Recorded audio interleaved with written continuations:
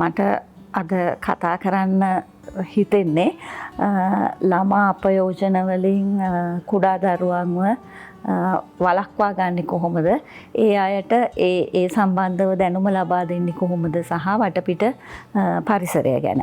මම හිතන්නේ මම ප්‍රායෝගිකවම මේ වැඩේ කරලා තිනවා මගේ දරුවෝ 5 දෙනා සම්බන්ධයෙන්.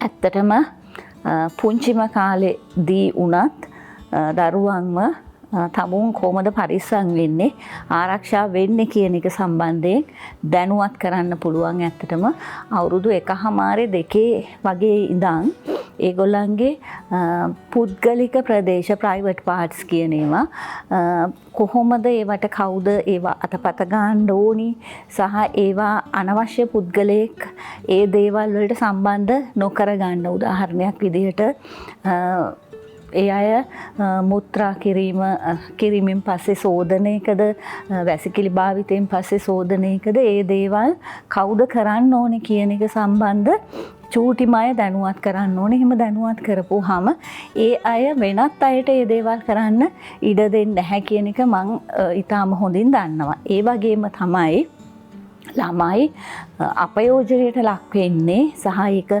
සම්බන්ධ තියෙන නිර්වචන වලට අනුව තමුන්ගේ දෙමාපියන් ඇතුළු කිට්ටුම ඥාතීන් නැත්තම් බාහිර සමාජයේ පුද්ගලයන් හරහා. එතකොට මේ කවුරු අතින් සිද්ධ වුණත් අපයෝජනය කියන එක අපයෝජනයමයි.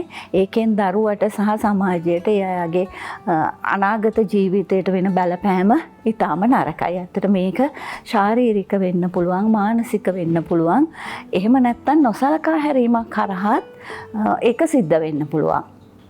ඉතින් මේ තත්ත්වයන් මත විශේෂයෙන්ම කරන්න ඕනි දරුවා රැක බලා ගන්න අය කොහොමද ඒ දරුවා රැක බලා ගන්න කියන එකත් යන්තම් හරි දරුවා ටිකක් ලොකු වෙනකොට කොහොමද එයා සමාජයේ අනිත් අයත් එක්ක ගැටෙන්නේ.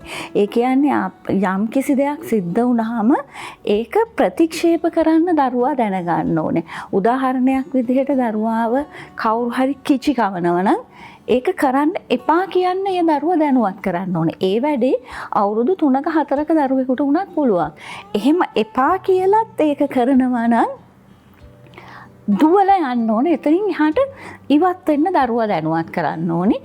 ඊට පස්සේ ඉවත් වුණාට පස්සෙත් අර පුද්ගලයා පස්සෙන් එනවා නම් හෝ එහෙම අහවල් මාම හරි ආවල් නැන්ද හරි අර වගේ දෙයක් කරා කියලා අම්මට හෝ තාත්තට හෝ තමන්ගේ කිට්ටුම ඥාතියෙකුට ඒක කියන්නත් දරුවව දැනුවත් කරන්න ඕනේ. ඉතින් අන්න ඒ වගේ පුංචි ක්‍රමවේද හරහා දරුවන්න මේ සම්බන්ධයෙන් දැනුවත් කරන්න පුළුවන්. ඒ වගේම තමයි දැන් සමහර අය හිතනවා හුඟක් වෙලාවට මේ අපයෝජන සිද්ධ වෙන්නේ පිට සමාජයෙන් කියලා. නැහැ. සංඛ්‍යා ලේඛන අනුව බලපුවාම අපේ අත්දැකීම් අනුව බලපුවාම මේ දේවල් වලට දරුවා ලක් වෙන්නේ දරුවා බාහිරේ ඉන්න අය හරහා. ඒ කියන්නේ දෙමව්පියන් හෝ කිට්ටු ඥාතීන් හෝ සමහර ලාවට සීයලා වෙන්න පුළුවන්. හරහා එහෙම නැත්නම් පරිවාස භාරයේ හෝ නැත්නම් බෝඩිමක මොන්ටිසෝරි එක වගේ තැනක හෝ ඉස්කෝලේ ඉන්නවා නම් ඒ ගුරුවරු සහ ඒ පරිසරයේ ඉන්න අනිත් අය වෙන්න පුළුවන්. ඉතින් ඒක නිසා මේක හරිම බරපතල තත්ත්වයක්. මේ සම්බන්ධයෙන් දැනුවත් කිරීමත් මේ තත්ත්වය වළක්වා ගැනීමත්. එතකොට ඒ සම්බන්ධ තියෙන නීති සහ නීති ක්‍රියාත්මක වීම සහ ඒ ක්‍රියාත්මක කරන ආයතන වලටත් විශාල වගකීමක් තියෙනවා මේ තත්ත්වයෙන් කොහොමද මේ රට ගලවා ගන්න කියලා. ඒ කියන්නේ දිනෙන් දින ළමා අපයෝජන වැඩි වෙමින් පවතින රටක් මේක. එතකොට මේක අන්තර්ජාලය හරහා මේවා හිතාමතාම ව්‍යාප්ත කරන නරක ඇබ්බැහියන් ප්‍රචාරිත කරන වෙබ්සයිට් තියෙනවා ලංකාව තුලත්. එහෙම කරන ඒ මානසිකත්වයේ ඉන්නේ වින්දිත ළමා වින්දිත මානසිකත්වයේ ඉන්න අපි කියන එකට ෆීඩෝපිලස් කියලා. ඒ මානසිකත්වයේ ඉන්න අයත් ඇත්තටම සෑහෙන පිරිසක් ඉන්නවා. ඉතින් මෙතන කවුද කින්ද මන්ද කියන එක මේ හරිම තෝරා බේරා ගන්න අපහසුයි. සමහර වෙලාවට ළමෙක්ව අපයෝජනයට ලක් කරන පුද්ගලයා දන්නේ නැහැ වෙන්න පුළුවන් මං කරන්නේ වැරදි වැඩක් කියලා. එතකොට එන්නේ වගේ අවස්ථාවල දරුවා ටිකක් ලොකු නම් දරුවා දන්නවා මේ අංකල් හරි මේ ආන්ටි හරි මේ කවුරු හරි කරන්නේ වැරදි වැඩක් කියන එක දරුවා දන්නා. එපා. නෝ කියන්න දරුවා පුරුදු කරවන්න ඕනේ. මොකද අපේ අත්දැකීම් හරහා බොහෝ දේවල් මට දන්නවා වගේ එක දරුවෙක් මේ එක වසරේ ඉස්කෝලේ යද්දී එයා මන්ට ඇවිල්ලා කිව්වා මේ ළමයි වෑන් එකේ ඉස්සරහා වාඩි වෙන්න ආසයිනේ ස්කූල් වෑන් එකේ මේ වෑන් අංකල් මගේ මේ චුපැත් ඇල්ලුවනේ කියලා. මං කෝ පුතා එහෙනම් හෙටත් බලන්නකෝ. ඔයත් එතනම වාඩි වෙලා හෙටත් එහෙමයි තුන්වෙනි දවසෙත් එහෙමයි. ඊට පස්සේ මම මේ අදාළ තැන් වලට වාර්තා කළා. ඒකෙන් වැළැක්කුවා. ඒ වගේම තමයි තවත් දවසක් මම මගේ පුතෙක් එක්ක ඒත් ඔය අවුරුදු එයාට අවුරුදු 6ක් විතර ඇති. මේ පාරේ බොරැල්ල හන්දියේ පාරේ යනකොට මේ පාරේ අර වෙලදාම් කරන පාරායිනේ ඉන්න මිනිස්සෙක් මෙයාගේ මේ චූපැත්ත අත ගාලා අල්ලලා යද්දි මෙහෙම කළා මිරිකලා. ඊට පස්සේ මං චුට්ටක් දුර ගියාම මට කිව්වයින් පස්සේ මං ආයේ දෙකක් බැලුවේ නෑ මේ ආපහු හැරිලා ඇවිල්ලා මේ මිනිස්සෙට මං දෙකක් දුන්නා අතින්ම.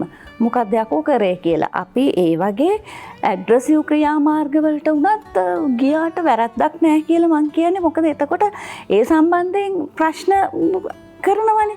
ඉතින් එතකොට ඒ මිනිස්සයා ඒ පාඩම ඉගෙන ගත්තයින් පස්සේ ආයි ඒ දේවල් සිද්ධ වෙන්නේ නැහැ. ඉතින් ඔය වගේ සමාජයේ වැඩ කරද්දි පවුලේ වැඩ කටයුතු කරද්දි මේ වගේ සිද්ධි අනන්ත තියෙනවා. මේ සමහර අය හිතනවා බොහෝ දුරට මේ ගෑනු ළමයි විතරක් පරිස්සම් කරන්න ඕනේ, පිරිමි ළමයි ඕනේ දෙයක් කමක් නැහැ කියලා. ඇත්තටම දැන් සමාජයේ තියෙන තත්ත්වය අනුව ගෑනු ළමයිට වඩා පිරිමි ළමයි පරිස්සම් කිරීම, පරිස්සම් වෙන්න ඒ කියන්නේ ඒගොල්ලන් මේ දේවල් වලින් තමුන් වැළකෙන්න අධ්‍යාපනය ලබා ගන්න අවශ්‍යයි කියන එක ඊටාම අවධාරණයෙන් කියන්න ඕනි. මොකද එහෙම නැති වුණොත් මේ தত্ত্বය මාරම දරුණු තත්ත්වයකටපත් වෙනවා සහ වෙමින් යනවා. මේ මත්ද්‍රව්‍ය ඇබ්බැහිවීම, විවිධ අන්තර්ජාල ඇබ්බැහිවීම සහ ඒවා හරහා එන විවිධ දේවල් හරහා ඉතින් ඇත්තටම අපිත් හැමතිස්සෙම 100% සාර්ථක නැහැ.